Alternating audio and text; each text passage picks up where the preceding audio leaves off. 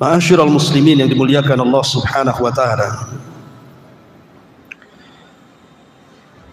Kita tahu bahwa dalam sebuah hadis ketika Bani Tamim datang kepada Nabi sallallahu alaihi wasallam hendak masuk Islam, tetapi mereka minta imbalan. Kemudian setelahnya datang penduduk Yaman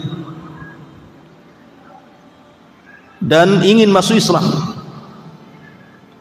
dan mereka tidak minta imbalan karena memang dari hati nurani mereka ingin mendapatkan hidayah Islam. Kemudian di antara rombongan ahli Yaman itu bertanya kepada Nabi SAW soal ketuhanan, di mana Allah Subhanahu wa taala sebelum Allah Subhanahu wa taala menciptakan alam semesta ini, maka Nabi SAW mengatakan kana Allah wa lam yakun syai'un ghairuh. Allah telah ada dan saat itu tidak ada apapun selain daripada Allah Subhanahu wa ta'ala. Dalam riwayat yang lain, Nabi SAW ditanya, aina kana Rabbuna azza wa jal qabla an yakhluqa khalqa. Wahai Rasul, di mana Rabb kita ini sebelum dia menciptakan makhluk-makhluknya, sebelum ada arasy, sebelum ada kursi, sebelum ada langit, sebelum ada bumi, di mana Allah Subhanahu wa taala sebenarnya? Maka Nabi SAW mengatakan kana fi amah ma tahtahu hawa wa ma fawqahu hawa thumma khalaqa arsyahu 'alal ma'. Maka Nabi mengatakan bahwa Allah itu fi amah. Amah itu artinya kegelapan. Makanya bahasa Arabnya orang buta itu disebut a'mah. Kalau antum pejamkan mata, apa yang antum lihat? Kegelapan. Maka Allah berada dalam kegelapan, di mana di bawahnya tidak ada udara dan di atasnya pun tidak ada udara. Baru Allah Subhanahu wa taala menciptakan arsy-Nya di atas air. Ma'asyiral muslimin yang dimuliakan Allah Subhanahu wa taala, dari sini kita mengetahui bahwa Allah adalah awal dan sebelumnya tidak ada sesuatu selain daripada Allah Subhanahu wa taala. Makanya ada doa yang diajarkan Nabi SAW sebelum antum tidur. Apa doanya? Allahumma rabbas samawati sab'i wa rabbal arshil azim, rabbana wa rabba kulli syai'in, faliqil habbi wan nawa, wa munzilat taurata wal injili wal furqah, a'udzu bika min syarri kulli syai'in anta akhidhum binasiyati, Allahumma antal awwal falaysa qablaka syai'un wa antal akhir falaysa ba'daka syai'un wa antal zahir falaysa fawqaka syai'un wa antal batin falaysa dunaka syai'un iqdi 'anna ad-daina wa aghnina minal faqri. Ya Allah, Rabbnya langit yang tujuh, Rabbnya arsy yang agung, Rabb kami dan Rabb segala sesuatu, yang membelah biji-bijian dan biji kurma, yang menurunkan Taurat, Injil dan Quran. Aku berlindung kepadamu dari kejahatan segala sesuatu. Engkaulah yang memegang ubun-ubunnya. Ya Allah, Engkaulah yang awal, maka tidak ada sesuatu pun sebelummu. Engkaulah yang akhir, maka tidak ada sesuatu pun setelahmu. Engkaulah yang zahir, maka tidak ada sesuatu pun yang ada di atasmu. Dan engkaulah yang batin, maka tidak ada sesuatu pun yang lebih dekat darimu. Lunasilah hutang kami dan cukupilah kami dari kemiskinan. Di sini ada kalimat antal awal falaysa qablaka syai'un. Engkau adalah zat yang awal-awal dan tidak ada sebelumnya sesuatu kecuali Allah Subhanahu wa taala. Baru setelah Allah Subhanahu wa taala menciptakan makhluknya, maka yang pertama kali Allah ciptakan apa? Arsy. Ada yang mengatakan qalam, ada yang mengatakan air. Ini khilaf ulama, mana yang lebih dahulu, arsy, qalam ataukah air? Ada yang mengatakan qalam dulu baru arsy, ada yang mengatakan arsy dulu baru qalam, ada yang mengatakan air dulu baru arsy, ada yang mengatakan arsy dulu baru air. Wallahu alam.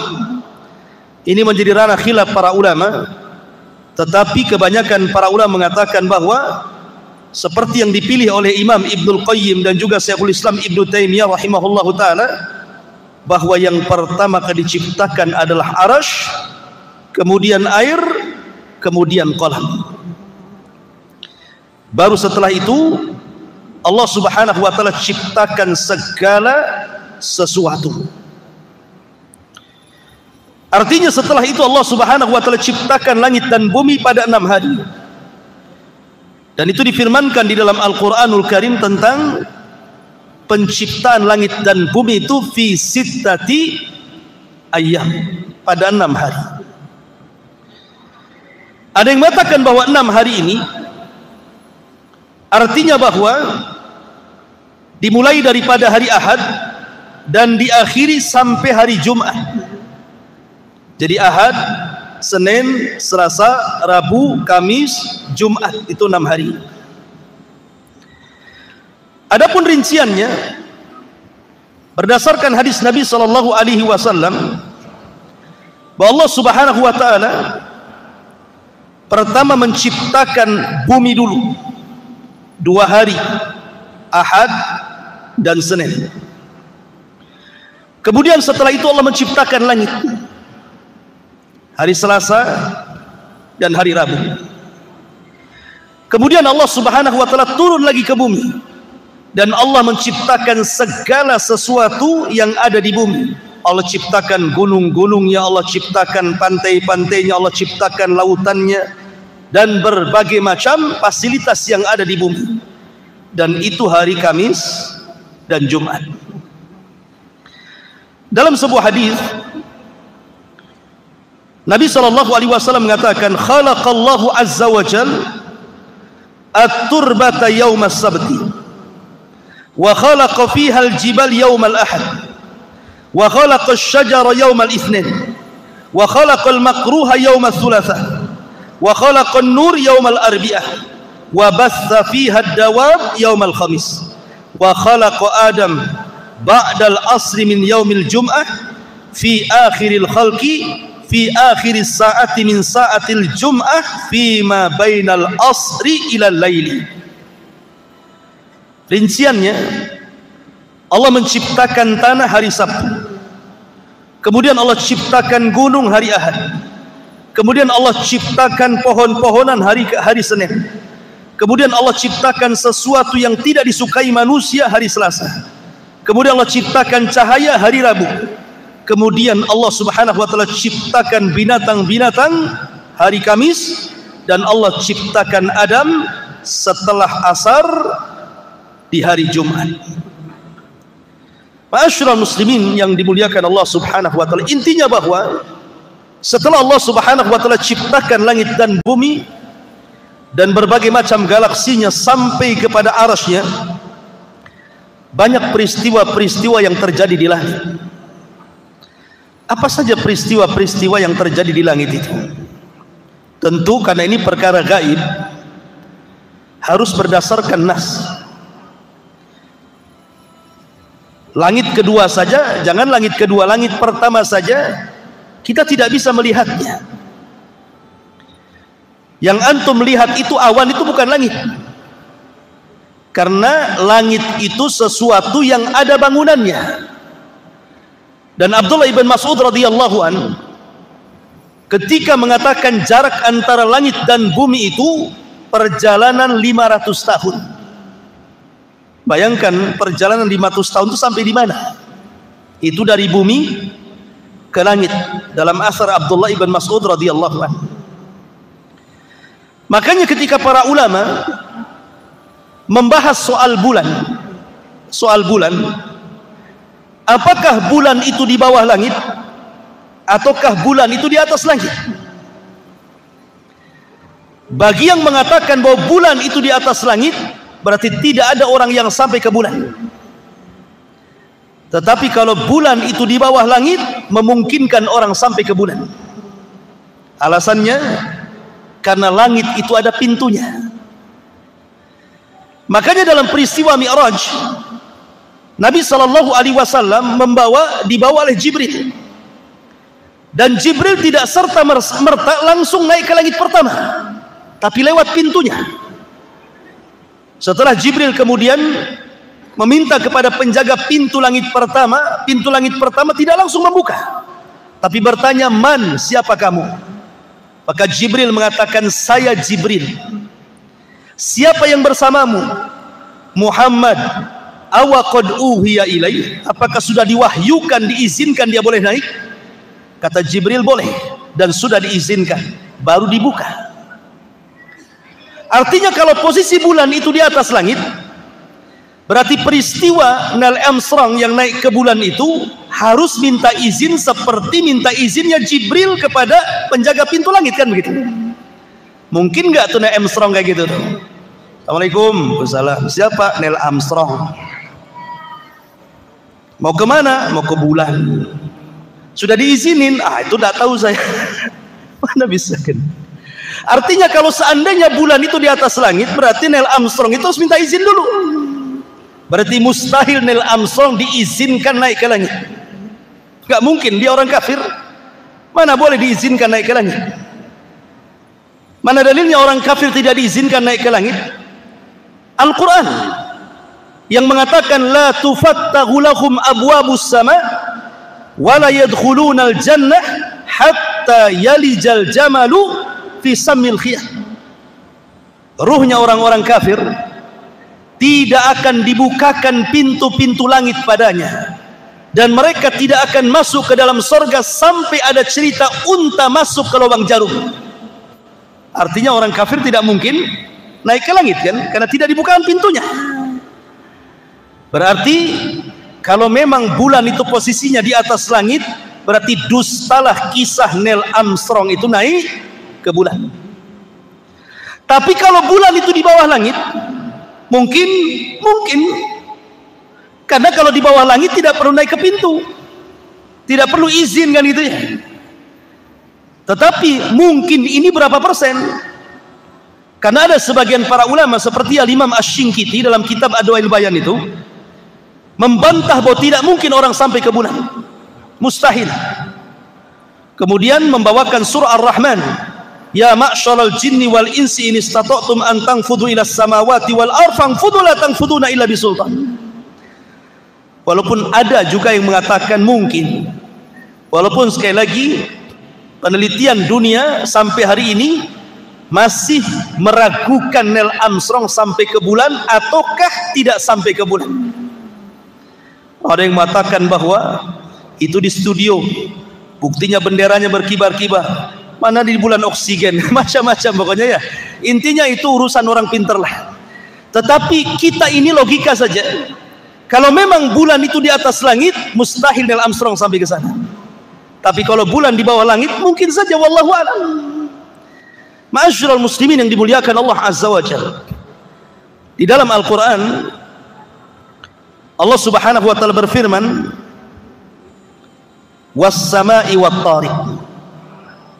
Wa ma adraka mat-tariq, an-najmu saqit. Tariq itu artinya Anda mengetuk pintu, itu disebut tariq. Taraqal bab artinya mengetuk pintu. Dan yang dimaksud pintu di sini adalah pintu langit. Pintu langit ini tidak semua dibuka. Hanya waktu-waktu tertentu pintu langit ini dibuka. Contoh, dalam hadis Bara bin Azib radhiyallahu anhu, ketika Nabi SAW menceritakan tentang ruhnya seorang mukmin yang meninggal, apa kata Nabi SAW? Apabila ruhnya seorang mukmin dicabut,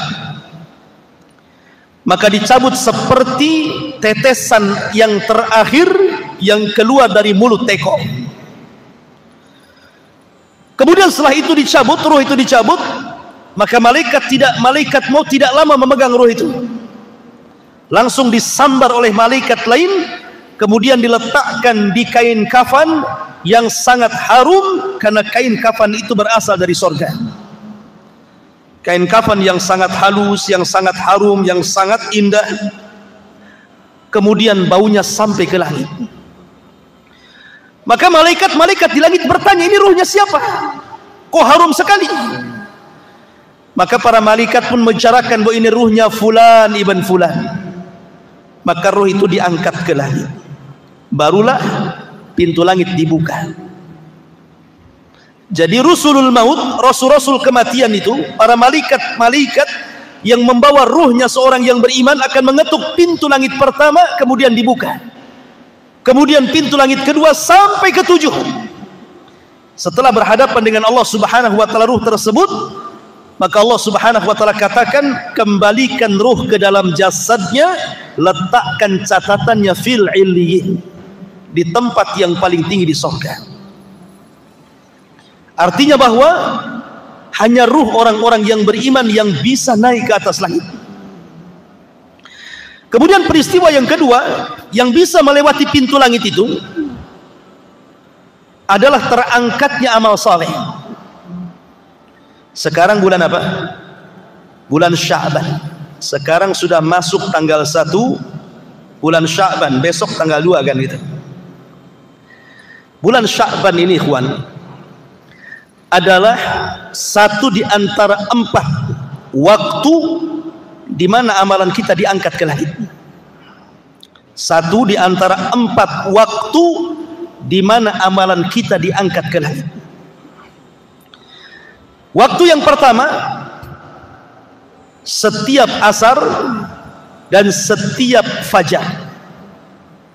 Berdasarkan hadis Nabi SAW, yata'aqabuna fikumul malaikah, malaikatul laili wa malaikatul nahar, wa yajtami'una fi salatil asri wa salatil fajri. Kata Nabi SAW, setiap hari Allah itu menugaskan para malaikat untuk mencatat kebaikan kita selama 24 jam.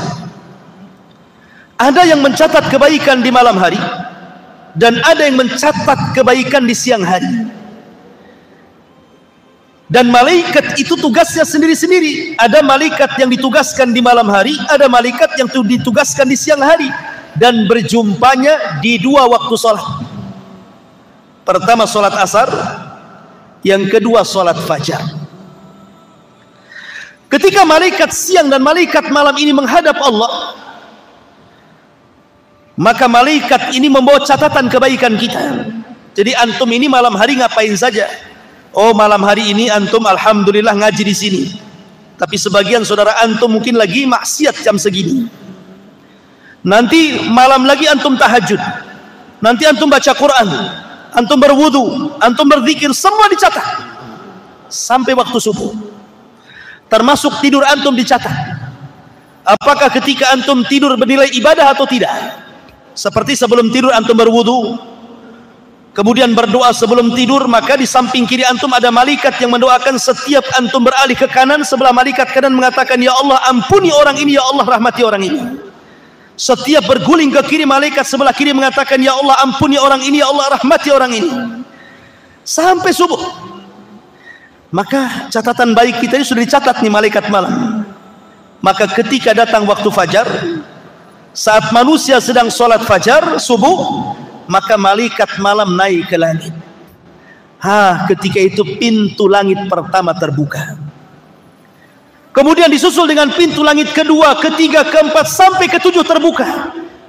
Dalam rangka membawa catatan amal kita sampai di Sidratil Muntaha. Kemudian setelah itu malaikat yang mencatat amal kebaikan di siang hari turun ketika manusia sedang sholat subuh. Kemudian mencatat kita kebaikan kita di pagi hari, di siang hari, di sore hari, sampai waktu asar. Maka mereka akan naik membawa catatan amalan kita untuk dilaporkan kepada Allah Subhanahu wa ta'ala. Makanya kenapa dua salat ini disabdakan Nabi SAW, man hafadha ala baradaini dakhalal jannah. Siapa yang menjaga dua waktu salat subuh dan asar dijamin masuk surga. Karena itu pertukaran malaikat yang mencatat kebaikan siang dan juga malam. Ini alasan pertama bahwa setiap asar dan setiap subuh pintu langit terbuka untuk mengangkat catatan amal. Kemudian yang kedua, setiap hari Senin dan Kamis Nabi SAW bersabda, tu'radunal a'mal fi kulli khamis wasnaini. Akan ditampakkan amal-amal manusia pada setiap hari Kamis dan hari Senin.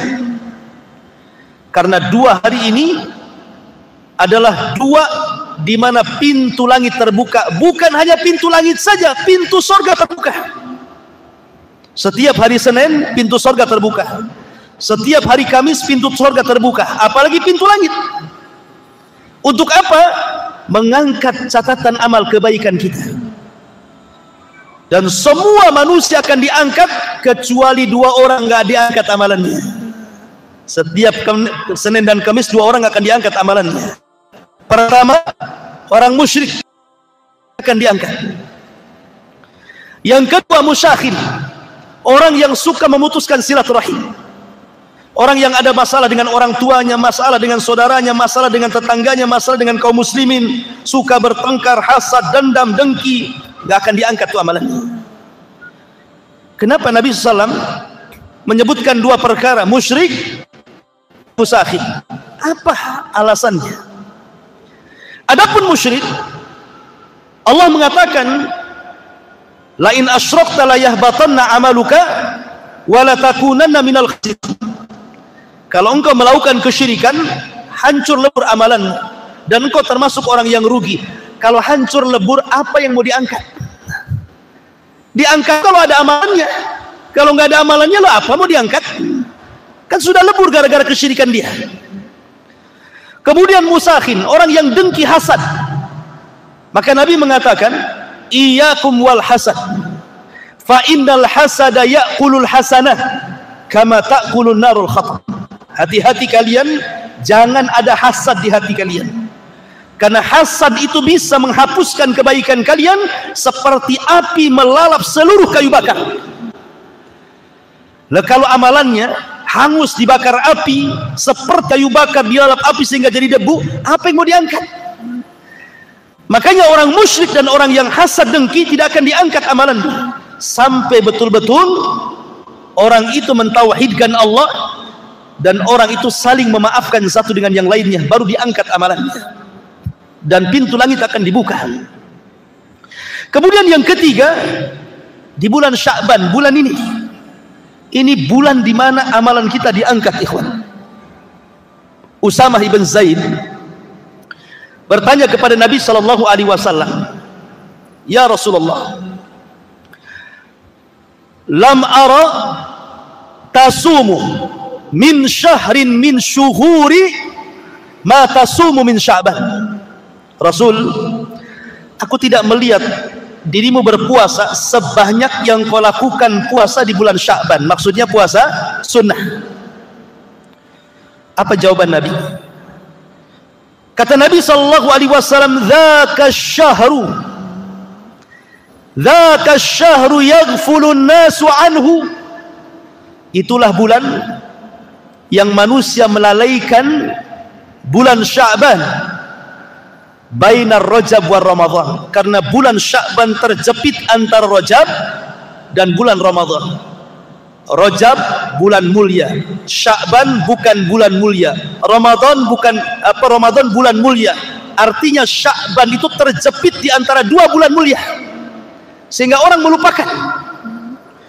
Orang sibuk di bulan Sya'ban ini, sibuk ngumpulin duit untuk Ramadan, sibuk bekerja, nggak peduli, yang penting Ramadan sudah terkumpul duitnya. Apalagi mendekati Ramadan, harga mahal semua. Makanya kalau bisa Sya'ban ini borong semua, lupa dengan amal soleh, sibuk dengan dunia. Makanya Rasul mengatakan yaghfulun nasu anhu. Bulan Sya'ban ini bulan yang dilalaikan manusia, karena fokus ke Ramadan, Sya'bannya nggak fokus. Padahal Sya'ban ini bulan diangkat di amal. Kemudian Rasul mengatakan wa huwa syahru turfa'u fihi al-a'mal, dan itulah bulan di mana amalan-amalan manusia diangkat ke langit. Kemudian kata Rasul, wa ana uhibbu an yurfa amali wa ana saimun, dan saya suka kalau seandainya amalanku diangkat sementara aku sedang berpuasa.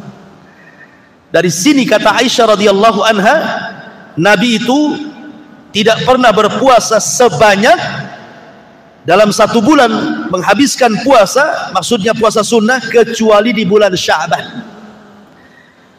Kenapa? Nabi SAW mengajarkan untuk memperbanyak puasa di bulan Sya'ban, karena Sya'ban itu bulan isti'dad li Ramadan, persiapan untuk bulan Ramadan. Kalau antum terbiasa puasa Senin Kamis, puasa Ayyamul Bid, puasa Daud, atau mungkin wanita yang membayar hutang Ramadan tahun kemarin kan itu ya, maka ketika masuk Ramadan gak kaget. Kenapa? Biasa puasa. Coba gak biasa puasa, 1 tahun tiba-tiba datang Ramadan langsung puasa, kaget semua tuh. Perut kaget, semua kaget tuh. Kadang-kadang lupa minum siang-siang, disangka bukan Ramadan. Sehingga minggu pertama biasanya jadi puasa tidur saja, normalnya minggu depannya biasanya. Kenapa? Karena tidak terbiasa puasa, jadi kaget semuanya. Yang kedua, sebagian ulama menamakan Sya'ban itu Syahrul Qurra, bulannya orang yang suka membaca Quran. Sebagian mereka menghafal Quran, sebagian mereka membuka mushaf Quran, sehingga ketika bulan Ramadan yang tadinya tidak lancar sudah lancar, yang tadinya lupa-lupa sudah ingat, yang tadinya ingin hafalannya ketika sholat sudah ada hafalannya. Jadi gunakan bulan Sya'ban ini bulan untuk banyak membaca Quran. Bahkan ulama mengatakan bulan Sya'ban itu bulan pengairan. Rajab nanam biji, Sya'ban mengairi, Ramadan memetik hasilnya kata ulama. Lah Sya'ban ini pintu langit dibuka 24 jam, mengangkat amalan kita siang dan malam. Sekali lagi, ada 2 orang yang tidak akan diangkat sama ketika berbicara tentang Senin dan Kamis. Pertama, orang musyrik tidak akan diangkat amalannya di bulan Sya'ban. Dan yang kedua, orang yang hasad, orang yang dengki, orang yang suka mutus silaturahim tidak akan diangkat. Makanya pertama, mantapkan tauhid di bulan Sya'ban. Yang kedua, bersihkan hati dari iri dan dengki. Yang ketiga, perbanyak puasa dan juga baca Quran serta sedekah dan amal-amal yang lainnya, karena ini bulan diangkatnya amalan kita, dan bulan ini semua pintu langit dari pertama sampai ke-7 dibuka oleh Allah Subhanahu wa taala. Kemudian yang terakhir,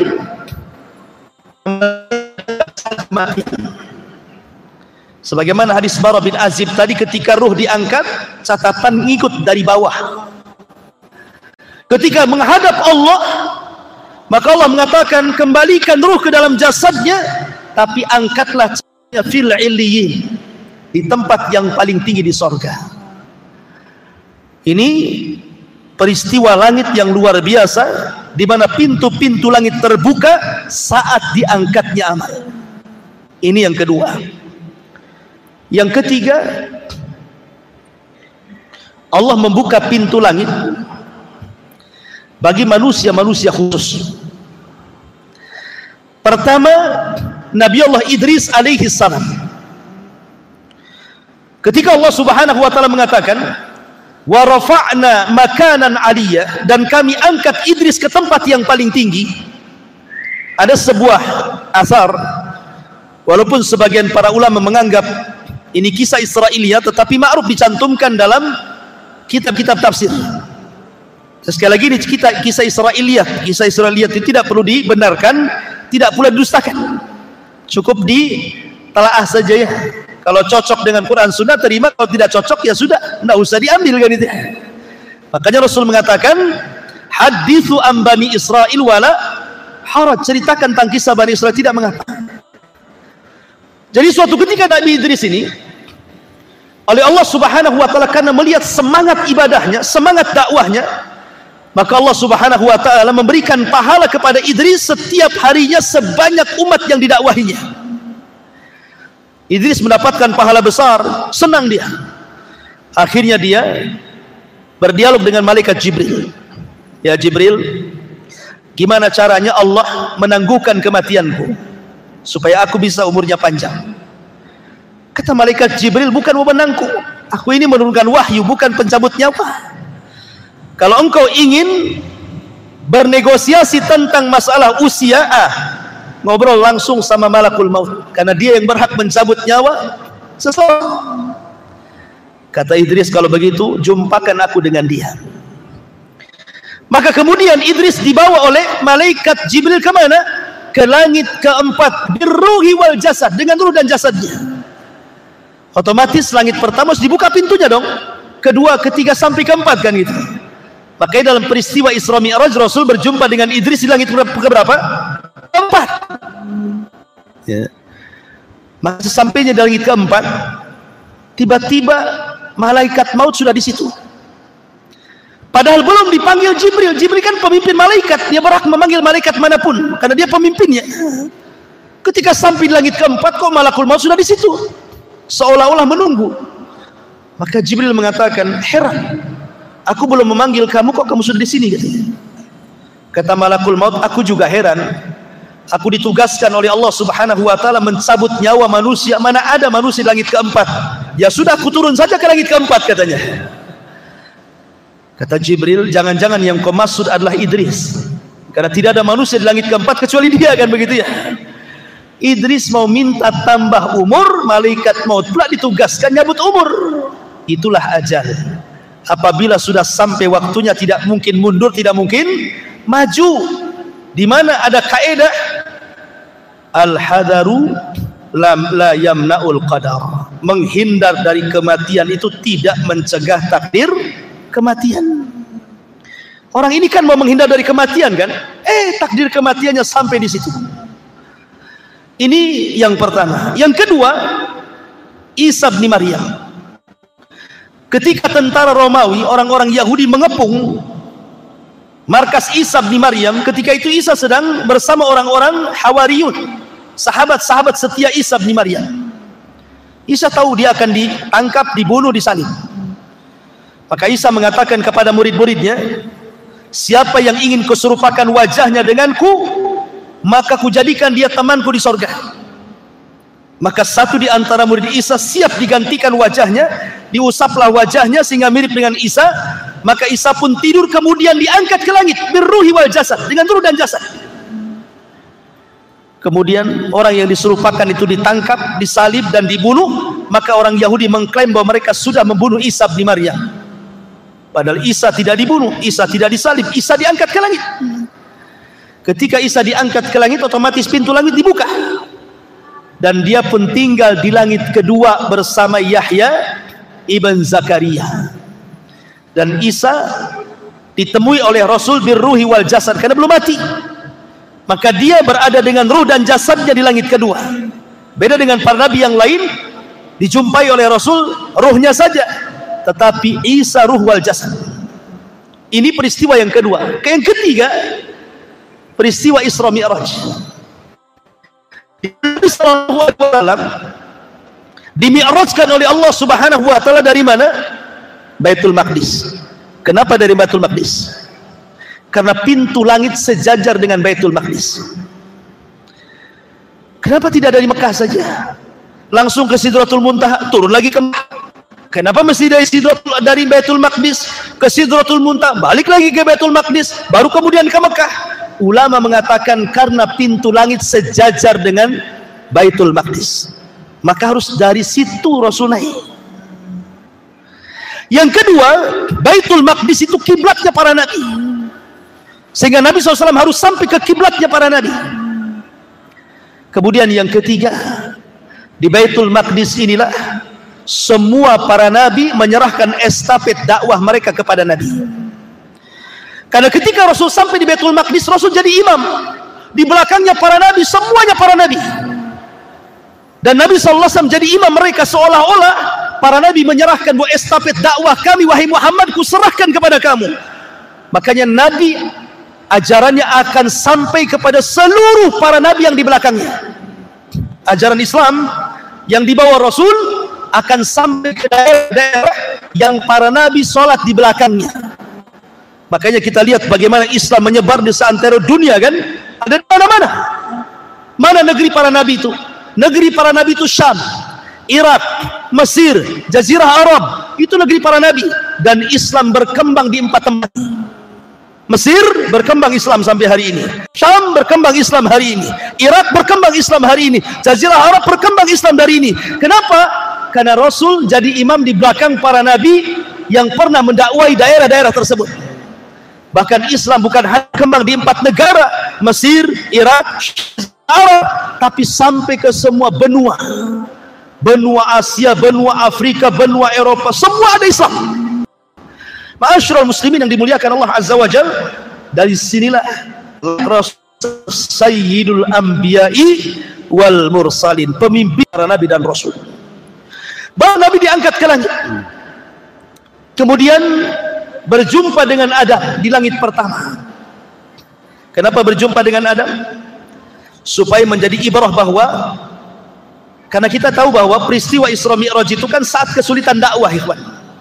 Paman Rasul meninggal, istrinya meninggal, tidak bisa berdakwah di Mekah, akhirnya hijrah ke Taif, sampai dilempari batu, mau masuk ke Mekah lagi tidak bisa. Jadi Rasul itu sedang kesulitan berdakwah. Lah disitulah Allah Isra Mi'rajkan ke langit. Jadi ketika melihat para nabi, banyak pelajaran yang Nabi SAW ambil dari para nabi di langit. Pertama berjumpa dengan Adam. Sebagaimana Adam hijrah dari surga ke dunia, maka Rasul pun akan hijrah dari Mekah ke Madinah. Kemudian setelah itu berjumpa dengan Isa dan Yahya. Apa hikmahnya? Isa dan Yahya disakiti orang Yahudi. Bahkan Yahya dipenggal lehernya untuk menjadi mahar seorang wanita pelacur bagi seorang raja. Begitu juga Isa, hampir dibunuh kalau bukan karena diangkat Allah. Artinya Nabi pun akan mengalami hal yang sama. Setelah hijrah dari Mekah ke Madinah, dia akan dihadapkan dengan permusuhan bersama orang-orang Yahudi. Bagaimana Yahudi Bani Nadir akan membunuh Rasul, bagaimana Bani Quraidah yang meracun Nabi SAW, bagaimana orang-orang Khaybar yang mengirim tukang sihir Labid bin Asam untuk menyihir Nabi SAW. Artinya Rasul akan dihadapkan dengan permusuhan besar dengan orang-orang Yahudi. Kemudian naik ke langit ketiga, berjumpa dengan Nabi Yusuf. Kenapa berjumpa dengan Nabi Yusuf? Yusuf itu disakiti saudaranya, usia 10 tahun dicemplungkan ke sumur, kemudian diambil para pedagang, dijual di Mesir. Maka Rasul pun dakwahnya yang pertama kali menghalangi siapa? Saudaranya. Siapa saudaranya? Abu Lahab dan saudara-saudaranya yang lain. Sehingga Allah turunkan ayat Tabbat yada Abi Lahabin wa tab. Kemudian naik ke langit keempat, berjumpa dengan Idris. Sebagaimana Idris diangkat derajatnya sampai ke langit keempat, maka Rasul pun akan diangkat derajatnya. Wa rafa'na laka dzikrah, kami akan angkat penyebutan wahai Muhammad. Hari ini tidak ada nama terbanyak di dunia kecuali nama Muhammad. Sebutkan nama, siapa nama yang paling banyak disebut di dunia kalau bukan nama Muhammad? Ketika antum azan mendengar nama Muhammad, ketika qomat mendengar nama Muhammad, ketika salawat mendengar nama Muhammad, ketika tasyahud mendengar nama Muhammad. Bahkan setiap ada orang lahir dikasih nama Muhammad, ada orang mu'alaf disebut nama Muhammad, macam-macam diagungkan namanya. Kemudian setelah itu naik ke langit keberapa? Kelima, berjumpa dengan Nabi Harun. Dan Harun lembut, maka Rasul diajarkan untuk lembut dalam berdakwah. Kemudian naik ke langit, ke langit ke-6 berjumpa dengan Nabi Musa. Musa diuji oleh Allah Azza wa Jalla dengan banyak disakiti Bani Israel, sampai-sampai Rasul mengatakan, rahimallah akhi Musa udhiya katsiran fasabar.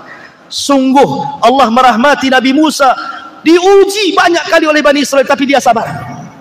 Maka Rasul pun akan sama, banyak ujian yang akan dilalui Nabi SAW. Bahkan semua ujian yang kita lalui sudah pernah diujikan Allah kepada Nabi SAW. Yang terakhir, berjumpa dengan Ibrahim.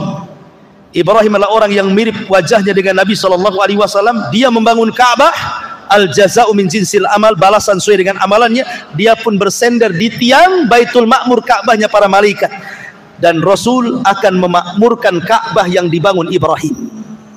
Sampai hari ini umat Islam datang ke Ka'bah, memakmurkan Ka'bah yang dibangun Ibrahim. Wa idh yarfa Ibrahimul qawa'ida wa Ismail. Dan ketika Ibrahim dan Ismail meninggikan Ka'bah, kemudian disyariatkan haji kepada manusia, maka haji satu di antara rukun Islam bagi kaum muslimin. Baru setelah itu naik ke Sidratil Muntaha. Bagaimana kasusnya, kisahnya, dan peristiwa-peristiwa langit yang lainnya masih banyak. Nanti kita uraikan setelah Isya, karena sudah masuk waktu Isya.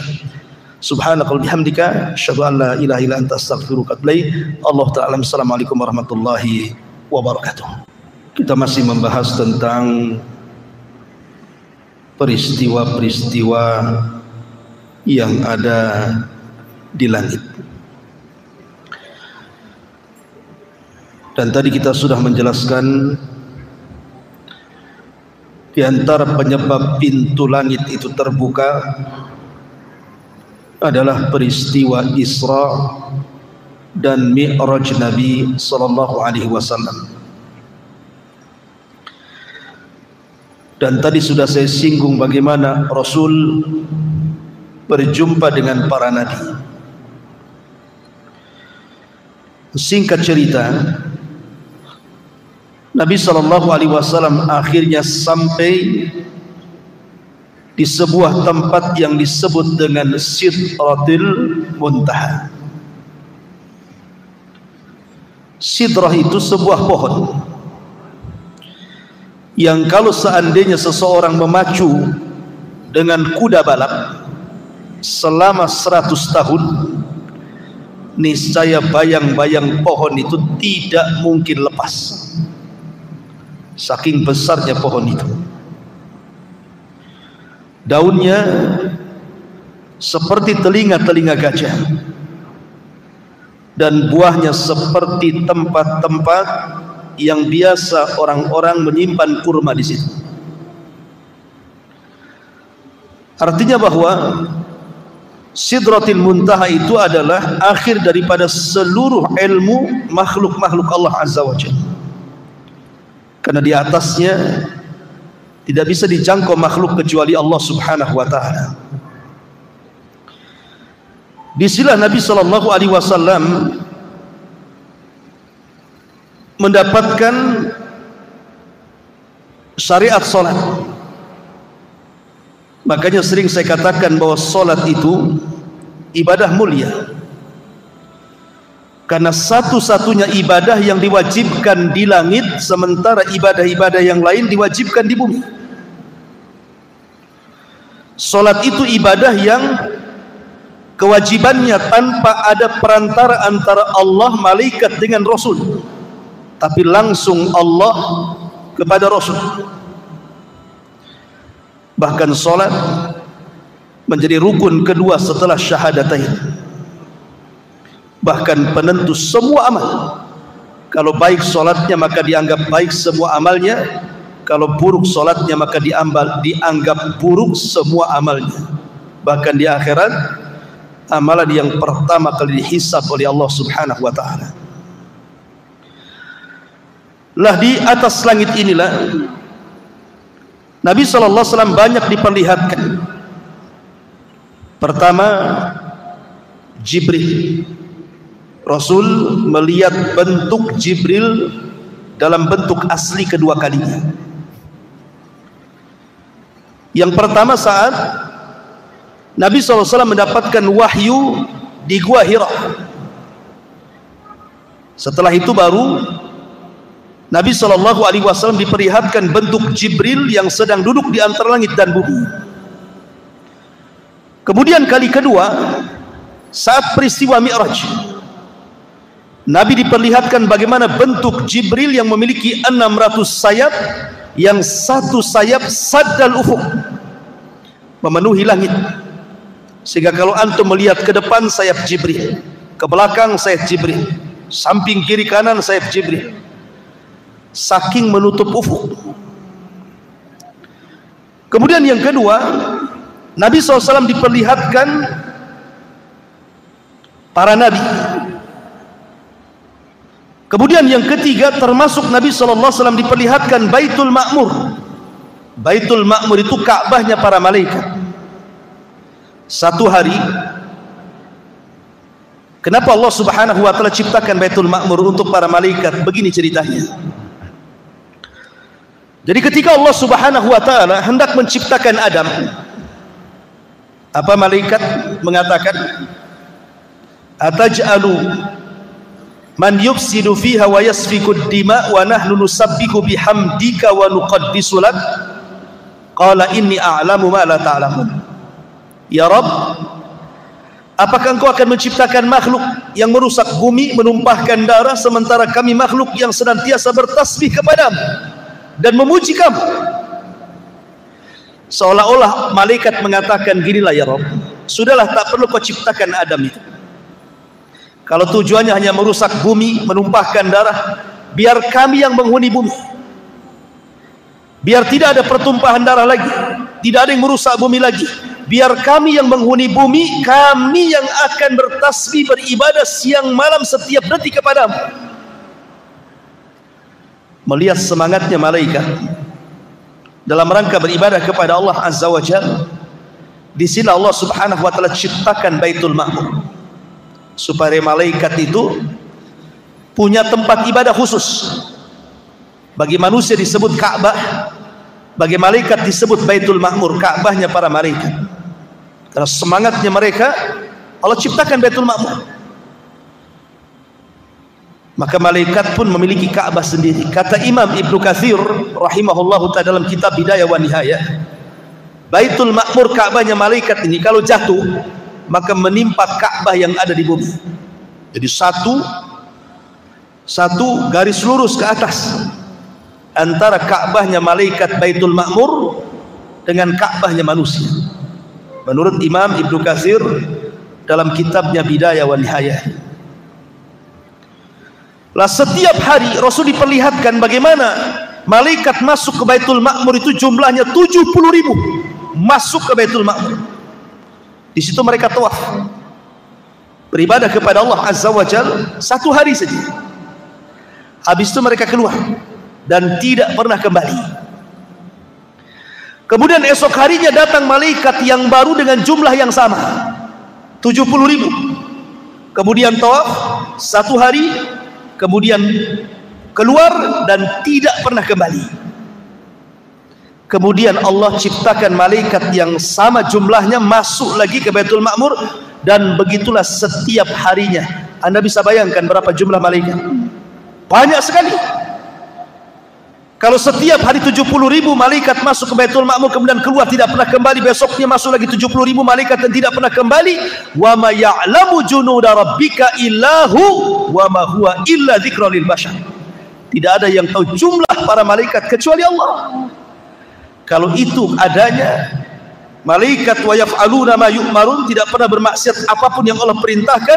Seandainya seluruh manusia kufur, tidak mungkin mengurangi kekuasaan Allah. Sudah ada para malaikat yang ibadah. Sebagaimana kalau semua manusia beriman, tidak pernah menambah kekuasaan Allah sedikit pun.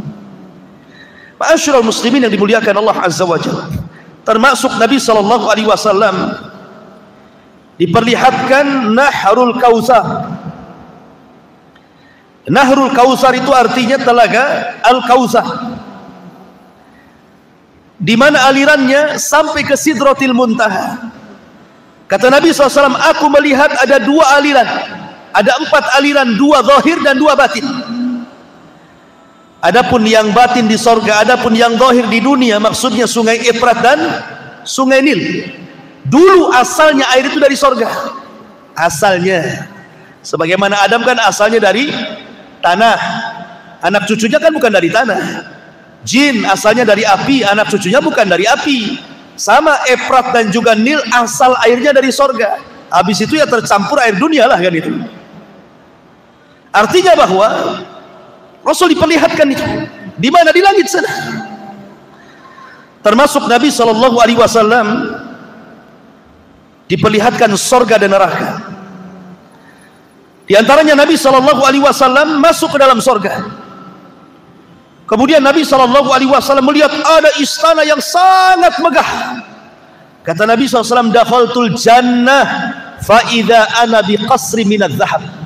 Aku masuk ke dalam sorga, tiba-tiba di hadapanku istana terbuat dari emas. Kemudian Rasul bertanya, ini untuk siapa ini? Maka malaikat mengatakan, li rajulin minal Arab, untuk laki-laki dari Arab. Kata Rasul, fadhanantu annahu ana, saya kan orang Arab, jangan-jangan saya. Kata Rasul, untuk siapa itu? Maka malaikat mengatakan, li rajulin min Quraisyin, untuk anak muda dari bangsa Quraisy. Kata Rasul, fadhanantu annahu ana, jangan-jangan saya kan dari Quraisy. Dan Rasul bertanya lagi, untuk siapa sebenarnya? Maka malaikat mengatakan, li Umar ibnil Khattab, itu istananya milik Umar bin Khattab. Kemudian Nabi SAW masuk ke dalam sorga, didengarnya ada suara terompah, suara sandal. Kemudian ditanya, itu suara sandal siapa itu? Maka dikatakan, itulah suara sandalnya Bilal bin Rabah. Maka kemudian Rasul ketika peristiwa Isra Mi'raj selesai, dia panggil Bilal dan mengatakan, ya Bilal, inni sami'tu khashkhasataka fil jannah, madza tasnah? Bilal, aku mendengar suara terompahmu di sorga, apa yang kau lakukan sebenarnya? Kata Bilal, tidak ada wahai Rasul, kecuali ma tawadda'tu wudu'an illa wa qad shallaitu rak'atain. Boleh jadi aku karena tidak pernah meninggalkan wudu, kecuali setelahnya aku dawamkan solat 2 rakaat wudu. Kemudian Rasulullah SAW masuk lagi, ada harum-haruman. Ini harumnya siapa wahai malaikat? Rupanya ini suara wangian dari Masyitah ibnati Fir'aun, dari Masyitah tukang sisir anak putrinya Fir'aun. Kemudian dikisahkan dulu waktu dia nyisir anak Fir'aun, anak putrinya Fir'aun, karena Fir'aun tidak punya anak laki-laki, semua anak perempuan Fir'aun itu disisir, sisirnya jatuh. Masyitah yang beriman kepada Musa dan menyembunyikan keimanannya refleks mengatakan Bismillah, diambil sisir itu. Anak putrinya Fir'aun kaget, apa yang kau maksud Bismillah itu? Apakah Allah dalam kalimat itu adalah Tuhan bapakku? Kata Masyitah, bukan, itu Tuhanku, Tuhanmu dan Tuhan bapakmu, katanya. Oh, marah, ditempeleng Masyitah, dilaporkan kepada Fir'aun. Fir'aun emosi, akhirnya menangkap Masyitah dan digoreng hidup-hidup karena dia tidak mau murtad. Sehingga al-jaza'u min jinsil amal, harum baunya Masyitah. Ya, di dunia gosong, tidak sedap ketika digoreng baunya, tapi di sorga harum semerbak sehingga Rasul mencium baunya Masyitah ibnatu Fir'aun. Kemudian Nabi macam-macam lah melihat sorga itu. Setelah itu Rasul diperlihatkan neraka, tapi tidak masuk, hanya diperlihatkan saja. Di antaranya Nabi SAW melihat ada azab pemakan riba, di mana Nabi SAW mengatakan, fanadhara fin nari fa idza qaumun ya'kuluna al-jiyaf. Ketika Rasul masuk diperlihatkan neraka, dilihatnya ada orang yang sedang makan-makan bangkai, dimakannya bangkai itu. Kemudian Rasul mengatakan, man haula ya Jibril, siapa orang-orang itu wahai Jibril? Maka Jibril mengatakan, haula illadina ya'kuluna luhumun nas, mereka orang-orang yang tukang gibah, maka di akhirat mereka akan memakan bangkai saudaranya. Kemudian Nabi SAW melihat lagi, lamma urija bi marartu bi qaumin lahum adfar min nuhasin yahmushuna wujuhahum wa sudurahum. Diperlihatkan sebuah kaum yang kuku-kukunya panjang dari kuningan, kemudian dicakar-cakar muka dan dadanya sehingga terlepas antara daging dan tulangnya. Kemudian Rasul mengatakan, siapalah itu wahai Jibril, azabnya kok ngeri sekali? Maka Jibril mengatakan, merekalah alladzina ya'kuluna luhumun nas wa yaqauna fi a'radihim. Mereka orang yang suka menyebar-nyebar aib saudaranya, yang suka mencongkel-congkel aib saudaranya, menyebar fitnah dan begitu seterusnya. Termasuk juga kata Rasul, ra'aitu lailata usriya birijalan tuqradu shifahuhum bimaqarid minnar. Saat malam aku diisrakan, aku melihat ada orang yang digunting-gunting lidahnya di neraka. Kemudian aku katakan, ya Jibril, siapa mereka itu? Kok ada gunting api menggunting-gunting lidahnya? Maka Jibril mengatakan, haula al-khutaba'u min ummatika ya'muruna an-nas bil birri wa yansawna anfusahum wa hum yatluna al-kitab afala ya'qilun. Mereka para pendakwah dari umatmu, mereka pandai menyuruh manusia kepada kebaikan, tapi mereka melupakan diri-diri mereka sendiri. Maka mereka adalah khutbah, ahli khutbah yang menyebar fitnah di tengah-tengah manusia. Dan begitu seterusnya. Termasuk Rasul diperlihatkan makanan penduduk neraka zakum, yang Allah katakan, inna syajarataz zakum ta'amun asim.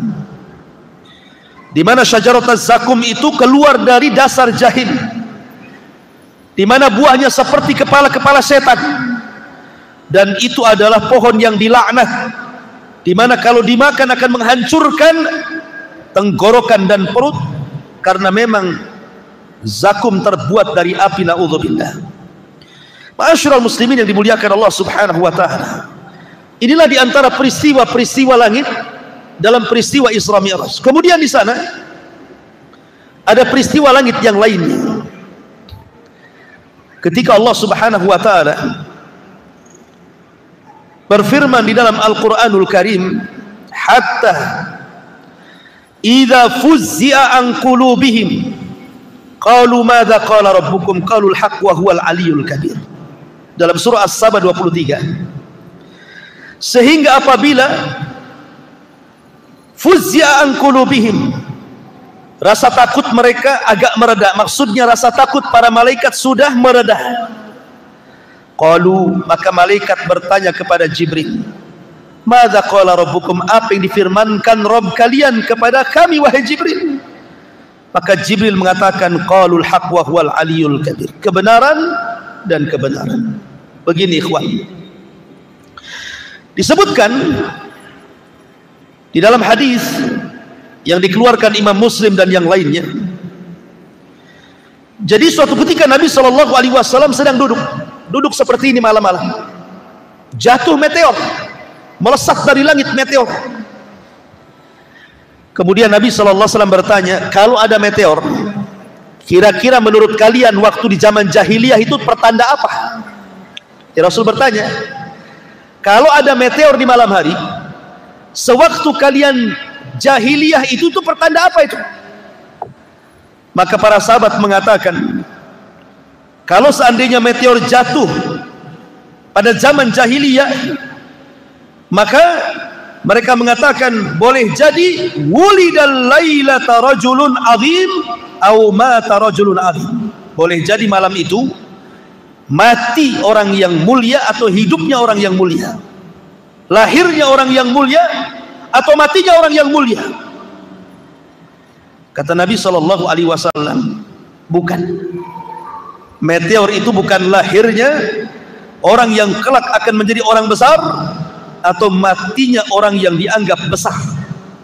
Kemudian Rasul menjelaskan, fa innaha yurma biha, karena sesungguhnya meteor itu dilemparkan lisyayat, syuhuban lisyayatin, itu dalam rangka melempar-lempar dengan mata api itu setan-setan yang berusaha langit, naik ke langit.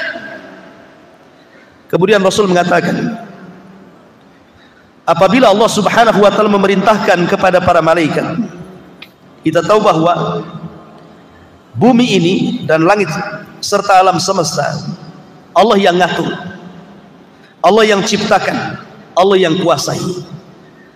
Tetapi aturan-aturan Allah itu dipegang oleh para malaikat. Seperti menurunkan hujan, Allah perintahkan turunkan hujan, maka malaikat akan turunkan hujan. Buat gempa, maka malaikat buat gempa. Buat tsunami, maka malaikat buat tsunami. Gunung meletus, maka malaikat buat gunung meletus. Tumbuhkan tuh di ladang, di sawah, maka malaikat akan menumbuhkan atas perintah Allah. Makanya ada hadis dalam Sahih Muslim atau Sahih Bukhari kalau tidak salah. Di zaman Bani Israel ada orang yang jalan di kebun. Tiba-tiba ada awan hitam di atas kepalanya. Tiba-tiba di balik awan itu ada suara iski hadiqata fulan, hujani kebunnya si fulan. Anak muda yang berjalan di pematang ladang ini kaget, kok ada suara di balik awan, dan mengatakan hujani kebun si fulan. Diikuti awan itu sampai akhirnya awan itu persis di bawah kebun si fulan, tiba-tiba menghujani kebun itu. Anehnya yang lain tidak kehujanan, kebun sapetak itu saja dihujani. Kemudian awan ini pergi. Kemudian orang ini heran, ditunggu siapa pemiliknya. Ketika datang pemiliknya ditanya, apakah engkau yang punya kebun? Ya. Namamu siapa? Dia mengatakan fulan ibn fulan. Kaget, oh, kok persis seperti nama yang disebut di balik awan itu. Kemudian orang ini mengatakan, apa yang kau lakukan dengan kebunmu ini? Maka dia mengatakan, aku kalau panen aku buat 3. Sepertiga aku kembalikan ke ladang, sepertiga aku sedekahkan, dan sepertiga untuk keluargaku. Oh, artinya sedekah itu membawa rizki. Artinya yang membawa awan ini siapa? Malaikat. Jadi Allah Subhanahu wa ta'ala kalau memerintahkan sebuah perkara, apa kata Rasul? Maka Allah akan membuat suara seperti rantai besi yang dipukul-pukulkan ke batu yang sangat keras. Dan itu suara gemerincing yang membuat para malaikat satu langit pingsan. Tidak ada yang siuman. Semua dibuat pingsan oleh Allah Azza wa Jalla. Baru setelah kemudian semua malaikat yang di langit pingsan, yang pertama kali siuman siapa? Jibril. Karena tidak boleh ada yang boleh mendengar bagaimana Allah mewahyukan kepada Jibril kecuali Jibril. Sebab kalau semua dengar, apa fungsi Jibril? Ya. Bukankah Jibril dimuliakan karena mendapatkan wahyu? Maka Jibril dipanggil oleh Allah Azza wa Jal, kemudian ditugaskan, ya Jibril, buatlah ini, sampaikan kepada seluruh malaikat. Maka selesai kemudian Allah berfirman kepada Jibril, semua malaikat dari mulai langit pertama sampai ke malaikat yang memegang arsy Allah, memikul arsy Allah, semua siuman. Maka Jibril turun pertama ke malaikat pemikul arsy. Kemudian para malaikat pemikul arsy mengatakan, "Madza qala rabbukum ya Jibril?" Apa yang difirmankan Rabb kami? "Madza qala rabbuna ya Jibril?" Apa yang difirmankan Rabb kami untuk kami wahai Jibril? Maka Jibril mengatakan ini. Maka semua malaikat di arsy bertasbih semuanya. Semua bertasbih. Ingat, malaikat arsy itu difirmankan oleh Allah Subhanahu wa taala, wa yahmilu arsya rabbika fawqahum yawma idzin samaniyah. Malaikat pemikul arsy itu jumlahnya 8. Bukan 8 malaikat, kata Ibnu Abbas, arti 8 di sini 8 saf. Yang satu saf itu tidak ada yang tahu kecuali Allah jumlahnya. Yang satu malaikat pemikul arsy itu kakinya sampai ke dasar bumi, badannya menjulang ke langit pertama, kedua, ketiga, keempat sampai ketujuh, bahunya baru memikul arsy. Makanya Nabi SAW ketika mensifati malaikat pemikul arsy itu, antara daun telinga sampai ke bahu masirata 700 amin, perjalanan 700 tahun. Antara lehernya ini 700 tahun perjalanan. Saking tinggi besarnya malaikat pemikul arsy itu semua bertasbih ketika mendengar perintah titah Allah Subhanahu wa taala. Kemudian Jibril turun ke langit ke-7 memberitahu titah perintah Allah, semua malaikat di langit ke-7 bertasbih. Begitu juga langit ke-6, ke-5, ke-4, ke-3, ke-2 sampai pertama. Kata malaikat yang di langit pertama, "Madza qala rabbuna ya Jibril?" Apa yang diperintahkan Rabb kami kepada kami wahai Jibril? Kata Jibril, perintah ini. Semua malaikat bertasbih langit pertama. Disinilah terjadi pencurian dengar. Di langit pertama, ketika Jibril memerintahkan malaikat di langit pertama untuk melakukan sesuatu di alam semesta, di bumi dan langit, ini di bawah itu ada pos-pos jin. Jadi jin itu naik dari bumi ke langit, tapi di bawah langit, bukan di atas langit. Jin-jin ini mencuri dengar apa yang diomongkan Jibril kepada malaikat di langit pertama itu. Kalau dia dapat satu kalimat, maka kalimat itu akan disampaikan kepada jin yang di bawahnya, yang di bawahnya, yang di bawahnya, yang di bawahnya. Kayak orang panjat pinang, taulah kayak gitu ya. Sampai kepada jin yang ada di bumi. Lah jin yang ada di bumi ini kalimatnya sudah bertambah. Jin yang ada di langit cuman satu kalimat, sampai jin yang ada di bumi menjadi 100 kalimat. Jadi 99 dusta, hanya satu yang benar. Baru jin yang di bumi inilah terjadi bisnis dengan para dukun, paranormal, para peramal, bomo dan yang semacamnya. Akhirnya menghabar, beritakan kepada mereka, terjadilah jual beli antara jin yang ada di bumi dengan para dukun itu. Makanya dukun itu para pendusta. Karena yang dihabarkan jin itu dari 1000 habar, 999 hoax, yang satu benar. Kemudian dukun menyampaikan kepada kita, yang satu benar, 999 dusta. Artinya jin membohongi dukun, dukun pula membohongi kita. Itu silsilah tipu menipu namanya. Kita ditipu dukun, dukun pula ditipu jin. Makanya mereka itu terkenal para pendusta, jangan dibenarkan. Kalaupun benar, itu yang benar tuh. Tapi 99% semuanya dusta. Ma'asyiral muslimin yang dimuliakan Allah Azza wa Jalla. Itulah kejadian peristiwa langit, di mana Allah Subhanahu wa taala memerintahkan para malaikat untuk ditugaskan lewat Jibril sampai kepada peristiwa pencurian dengar jin kepada perintah Allah lewat malaikat Jibril langit pertama. Kemudian peristiwa yang lain di langit itu, peristiwa nuzulul Quran, turunnya Al-Quran. Turunnya Al-Quran itu sebenarnya, pertama Allah memerintahkan kolam untuk mencatat Al-Quran, kemudian diletakkan di Lauhil Mahfuz. Yang kedua, di malam Lailatul Qadar, Quran itu turun, tidak langsung ke bumi. Kemana? Ke Baitul Uzzah. Di langit pertama ada tempat namanya Baitul Uzzah. Disitulah Al-Quran 30 juz disimpan. Sebelum turun ke bumi diangsur-angsur sampai 23 tahun, baru sempurna 30 juz. Dan di malam Lailatul Qadar, para malaikat turun dari langit ke bumi, jauh jumlahnya lebih banyak dibandingkan kerikil yang ada di permukaan bumi. Ini peristiwa yang langka luar biasa, setahun sekali di malam Lailatul Qadar. Malaikat sampai turun, sampai dipimpin Jibril. Kalau bukan peristiwa yang luar biasa, apa namanya? Bumi dipenuhi malaikat. Dan banyak lagi peristiwa-peristiwa yang terjadi di langit, karena juga waktu. Wallahu a'lam bishawab.